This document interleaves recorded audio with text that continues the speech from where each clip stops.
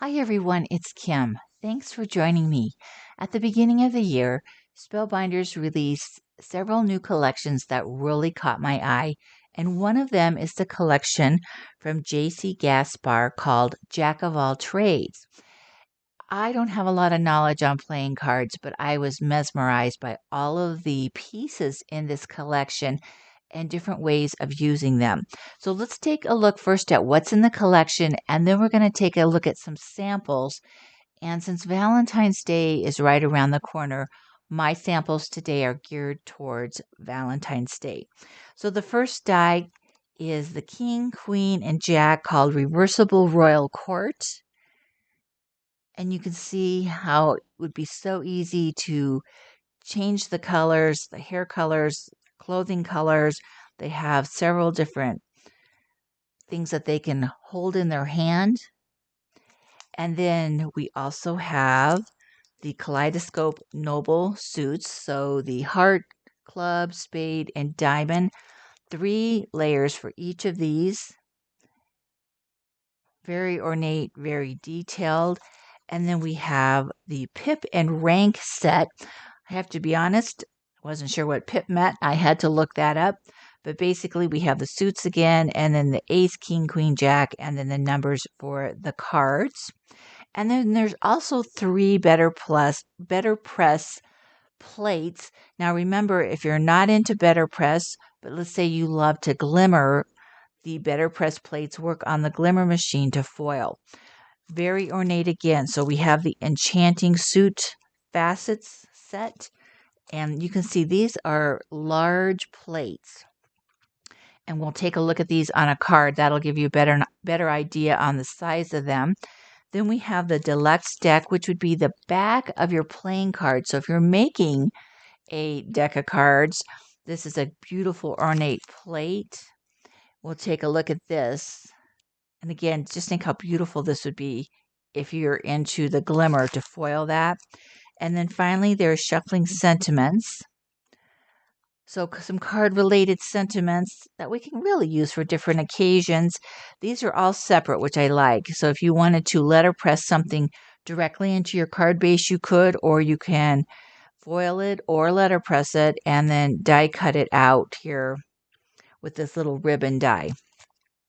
So lots of possibilities. So let's start looking at how we can put these together. Again, I am more looking at Valentine's Day since that's right around the corner. So that's kind of why I'm using basically all the hearts this time around, but we'll definitely be looking more at this collection as we go on.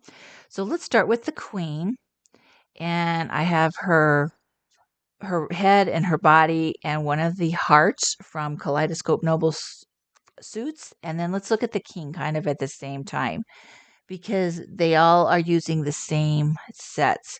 One thing I want to point out on the Queen is take a look at those lips. What a little detail, but it just does so much for her face. And that's what I love about this set is all the details. And then our King has a mustache, so you could put him with or without the mustache, your choice. So the bodies and the heads are from the reversible royal court. Because for Valentine's Day, I decided I wasn't going to use the weaponry in my cards, but I've got a rose to choose from, a scepter, and a glass of wine. And you can mix those up among your king and queens and jacks. The wine glass, for instance, probably was not created to be used with the king, because if you look at how you have to stick whatever you're using down into his hand, you really couldn't do that with the wine glass, but you can simply snip the stem in half and then put the top half down and the bottom of the glass up and line it up. So again, you'll figure out a way to make things work if you want to use something with one of the characters that might not be shown on the packaging. The hearts for both of these are from the Kaleidoscope Noble suits, excuse me. And again, I just used the hearts, 3 layers, but very, very ornate. And then they're on top of that better press plate, the deluxe deck. And This time I'm using it as if it's the back of a playing card, but we could use this for anything as a background. It is so ornate and it's such a solid image. That's what I absolutely love about it. So this time I used the little archival ink pads that go with the Spellbinders ink collections, and I did use this on watercolor cardstock. And I used it for a variety of cardstock, and I'll show you some of those. The little ink pads are those like little cubes, so it takes a lot of ink to cover this. So I thought I'm going to pull out my Catherine Pooler inks because they're good and juicy ink pads, and they're a little larger than the Spellbinders ink cubes. So the ink cubes were great, but I at this point really didn't need to have an ink that was archival based. So I pulled out my Catherine Pooler ink pads, made sure they were well inked, and then some of the paper. This is the paper that Spellbinders encourages you to use for your better press plates, and I just used the white, but you can see the variety of colors. And then I also pulled out some paper that is like handmade paper that I had in my stash. I love to use those, and you can see this pink is the same color I used on this. This is kind of a light pink cardstock. Now, I did run a few of them. I thought, oh, I don't have enough ink. I ran it through, and you can see where I've gotten off. So I just flipped it over and did the other side. I did make the piece of paper a little larger and then trimmed it down. So this one was the rouge, the red, and you can see where I've kind of run through and it has gotten off. But this, I believe, was one of Spellbinder's pieces of cotton paper for the better press. And then this one was yellow, a yellow piece of like handmade paper. So experiment with your inks and with your papers. This is the Queen for a Day color from Catherine Pooler. And then I ran this on pink, so you can see the change there. Then I ran the same purple color on yellow, and it almost looks black. So again, I had a lot of fun. These are so quick and easy. Once you get it set up, have your paper ready to go, and you can just ink and run it through. So I've got a lot of great backgrounds that I can just use for a card bases. I don't have to just use it for the back of a playing card. But check out what inks you have. If you have a juicy pad, it will undoubtedly work on the better press plate. Okay, so let's look at some other things that we did here. I also made one using an embossed background because if I don't have the glimmer machine or the better press machine, I still can use all these other pieces. I'm not limited just using them with the better press. So here I have my king again, and I used the scepter in his hand and just put a heart die that I had and then put it on an embossed background. So he still works great. And one thing I did do a little different, I thought, since I'm not making this necessarily a playing card, I did go through and add eyebrows.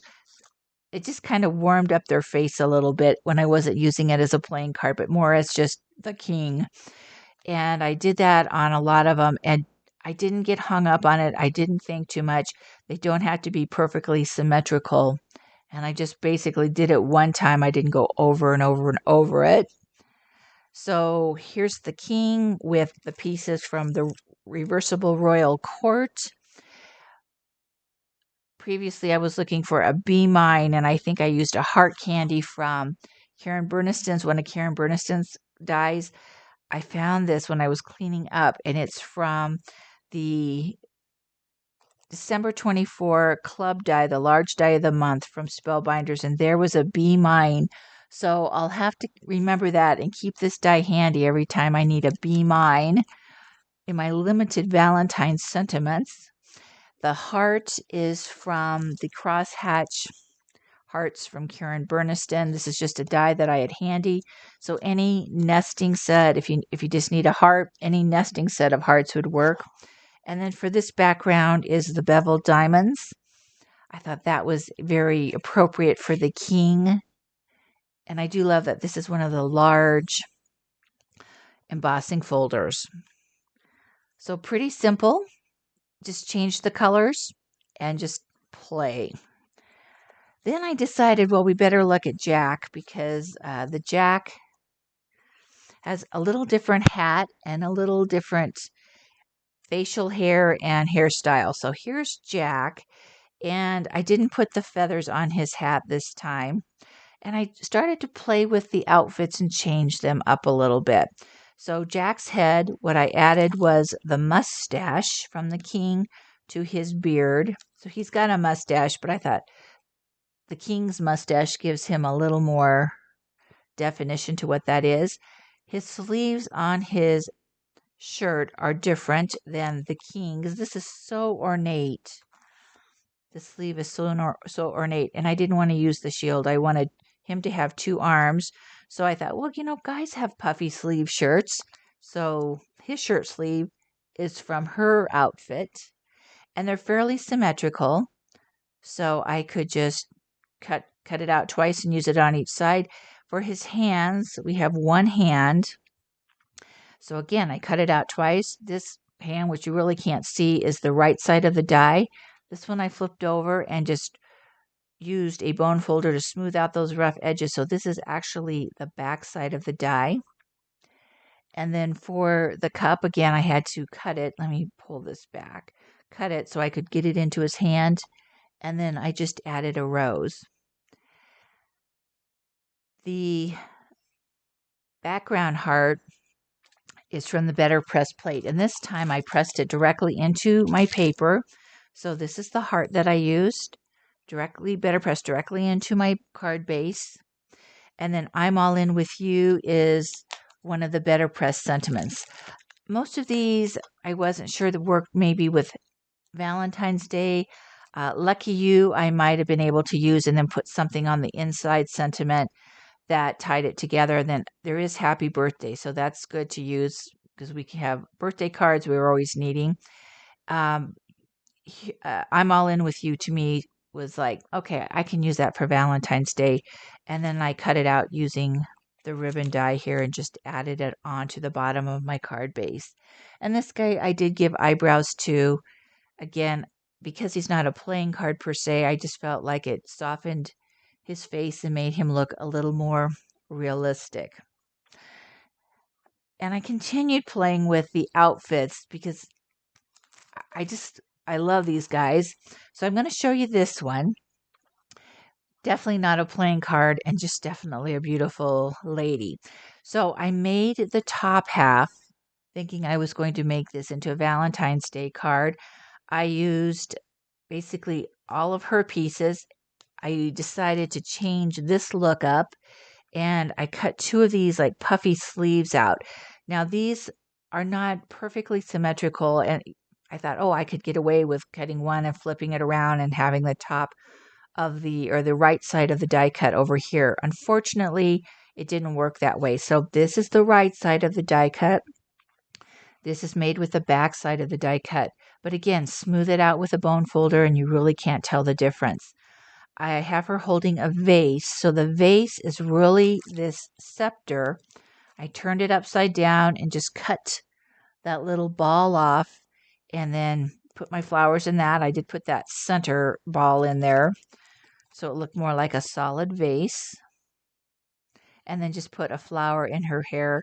She's got those beautiful lips, and I did give her eyebrows. So when I was done with her, she's a good size, and I thought, wouldn't she look great if there was a skirt on her?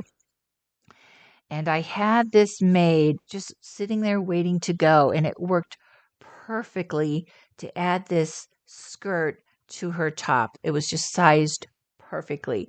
And this is a 5x7 card, so it is a larger card. The skirt is made with the garden parasol.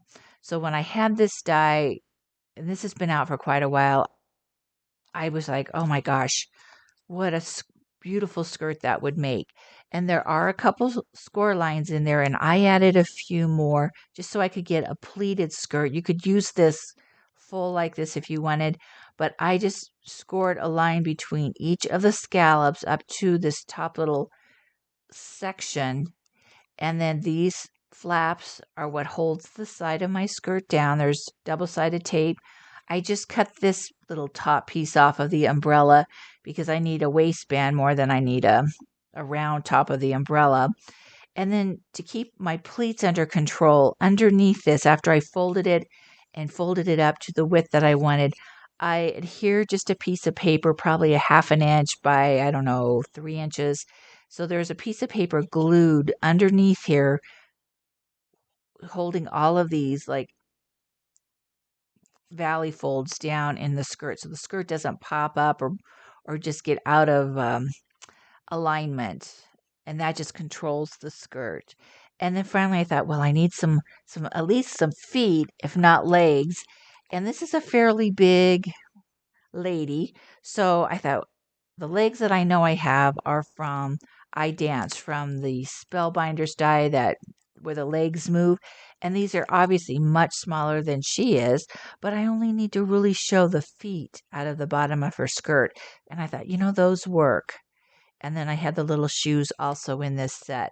So you might have another die with different kind of feet, or you could just make this long enough and just put something down there so it looks like she's got slippers on or shoes on, whatever you have. So that's where you have to just look at your dies and see how you can combine them differently.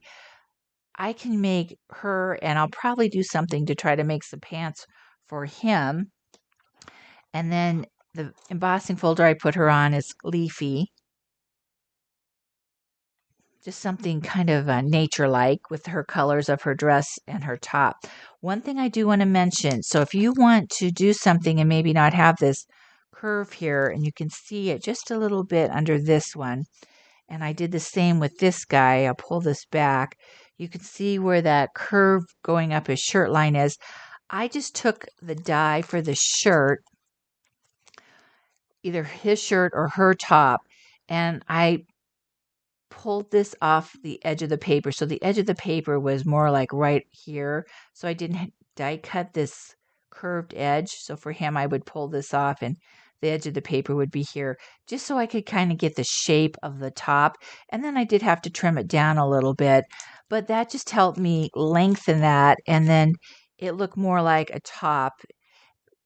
The part that is the diagonal part of the shirt is usually covered up here pretty good. So it's not a big deal, but if that bugs you and you want to lengthen that, that's really, really easy to do. So then I thought, well, I've got to see how I can put some of these other pieces together. So I took another one of the backgrounds, and then I took the Better Press plate again, this heart. This again is from Enchanting Suit Facets, and I better pressed it, and then I just hand trimmed around it and put on some used a sponge dauber to add some distress ink because it was basically more transparent and it didn't kind of mess up the lines for my better press. Otherwise, it kind of, if I used a different color ink, I used some watercolor and I like the look of it, but it kind of faded out my lines. That's the best way I can put it. So if I use watercolors, I need to do watercolor the paper first and then do the better press so I can get those lines nice and sharp and really deep in color. I can't run it back through, so I have to decide what order to do the inks. And then I used I'm All In With You again, one of the sentiments, and I used that ribbon die that comes with the set. So again, different look if I don't want necessarily a person, but to use some of the other pieces in the collection. So I had so much fun with this, and I will be using this more for playing cards, but I thought my immediate need is Valentine's Day. And I just want to add on a few others that have nothing to do with this collection. But while I was in the Valentine making mode, I thought I'm going to pull out some of Tim's dies. Probably many of you know that Tim announced in January on his YouTube Live that he will no longer be creating new designs for any of his product lines. So that opens the door wide for us to go back and pull out all of Tim's older dies and use those and mix and match those together. So in my limited Valentine supplies, I have this Cupid that I've always loved. This is a Movers and Shapers. Let's see if I can find the name of this one. Mini Love Struck set. There's also a Cupid in the Bigs dies, and I didn't pull that one out to compare sizes. I know the Bigs one has like a bow and I think an arrow. So this Cupid does not, but that's okay. I have plenty of arrows. So I used it with the wreath. And the wreath that I used is the Vault Funky Floral Wreath. Any of the wreaths in his Vault series or his regular wreaths would work. And just tuck that Cupid in there. I needed the arrow, and I had this die set sitting on my desk. So Love Notes provided the arrow. And then the hearts are just a variety of hearts that I had laying around. I took one from the Karen Berniston heart set. So my larger heart comes out of this. And then this one is from the Spellbinders set here. This heart here. And then this little tiny heart. I think that came from this one right here. So kind of just what I had laying around. And then the embossing folder, which is maybe kind of hard to see, that is using this little embossing folder out of the Love Notes vault set for the sidekick orders. So I could just run that through on my paper a couple times and make a really simple background. But again, totally different look. I could use my old sets from Tim's different collections. And then one last one that I have. And this time I used the background. So this will give you an idea of how you can just use this beautiful Better Press plate for a background. So I pulled out, this was red on pink, my red Catherine Pooler ink on pink. And then again, a couple of Tim's vault sets from last year. I've always loved this heart. So this is kind of the medium heart. There is another Thinlet die set with two hearts, one larger, one smaller. This one is called Vault Rosettes. And then I love this timepiece as well. This is called Vault Watch Gears. And then I had some Valentine paper in my stash I just put behind it. And this again is the arrow from Love Notes. So I could just combine some different things from Tim. Again, I'm limited on my Valentine sentiments, but I had several from Karen Berniston that I thought would work. So Word Set 9 Love has Love You. And even though it cuts out in one piece, I cut it out and I could easily just trim a couple letters and have it in 2 words to add to the front of my card base. So there we are with a few more Valentine cards with maybe more traditional Valentine dies.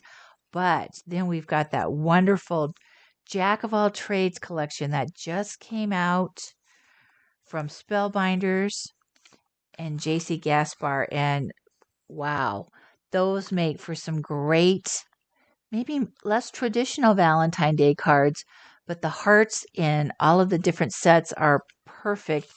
And not to forget, we can use them for playing cards, Valentine cards, and maybe start creating some other pieces to use that have nothing to do with a deck of cards. So thanks for joining me today, and I'll see you again in a future video.